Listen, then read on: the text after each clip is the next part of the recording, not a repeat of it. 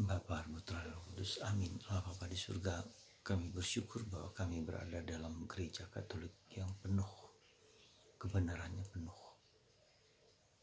Karena kamilah yang dalam gereja Katolik itulah kami menemukan kepenuhan kebenaran yang mengenai Allah dan mengenai Putra Yesus dan Roh Kudus. Bantu kami untuk mewartakan kebenaran sejati itu kepada siapapun juga.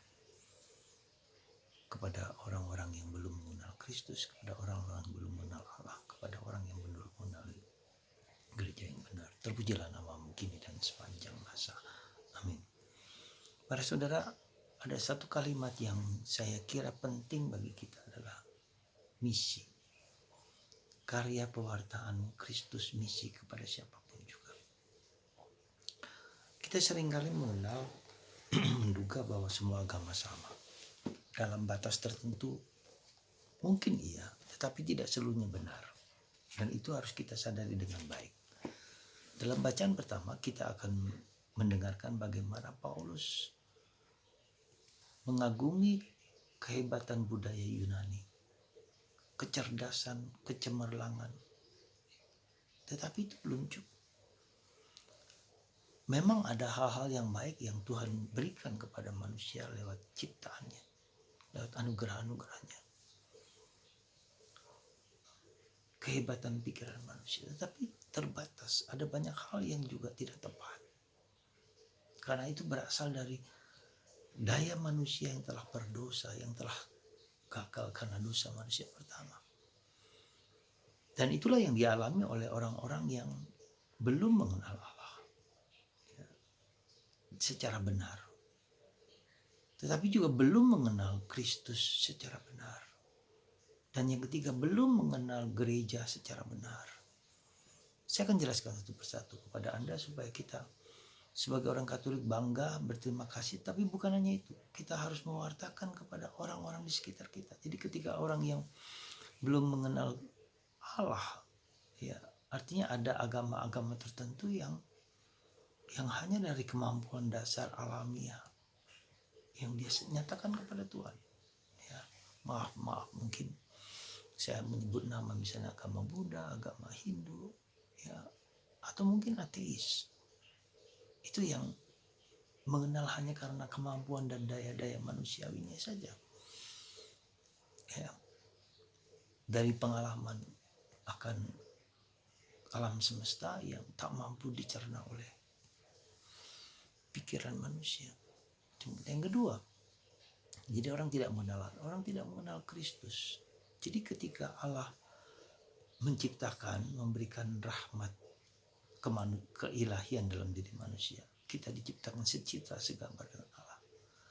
Tapi kemudian Allah memberikan kepada kita Yesus Kristus yang seluruh kepenuhan Kristus itu ada dalam kepenuhan Bapa. Segala kepenuhan Kristus ada dalam kepenuhan Allah Bapa di surga. Nah, kepenuhan Allah Bapa dicurahkan kepada Kristus.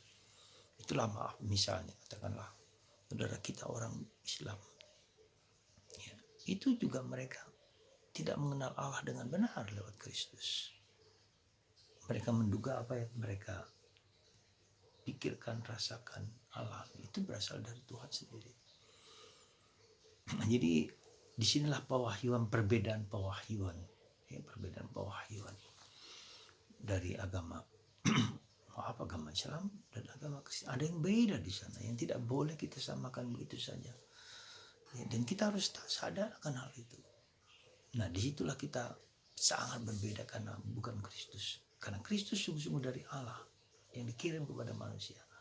Allah Bapa mengirim putranya kepada manusia, menyelamatkan, menebus kita semua. Nah, setelah Kristus datang ada orang yang tidak mengenal Kristus.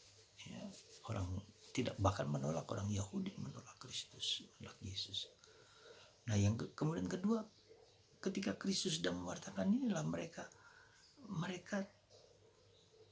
tidak dalam persekutuan para rasul. Yesus mewartakan kabar gembira bersama ke-12 rasulnya. Yesus tidak mendirikan gereja inse, tetapi lewat para rasulnya. 12 rasul inilah di bawah Petrus, penting sekali di bawah Petrus di sini. 12 rasul yang bersama Yesus, ya, Kemudian Yesus secara jelas mendirikan gereja lewat Petrus di atas batu karang. Ini akan kudirikan gerejaku di atas batu karang. Tak ada satu kuasa manapun yang dapat mengalahkan Kristus, mengalahkan gereja. Kemudian batu karang, kunci kerajaan Allah itu diserahkan kepada Petrus, kunci. Jadi sekali lagi ketika kita masuk surga itu yang megang kunci itu Petrus. Ya. Kemudian tahta, ya, kuasa tahta diberikan. Tahta Petrus di Vatikan. Tiada satu kuasa manapun yang dapat menghancurkan gereja.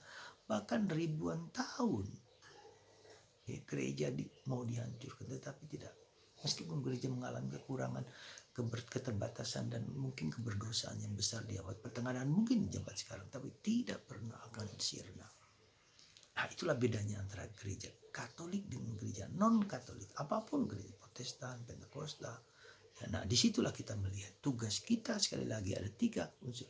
Kita bertugas untuk melakukan karya misi kepada orang-orang yang belum mengenal Kristus, kepada orang-orang yang belum mengenal gereja yang benar, kepada orang-orang yang belum mengenal Bunda Maria, Santo Yosef dan seterusnya. Karya.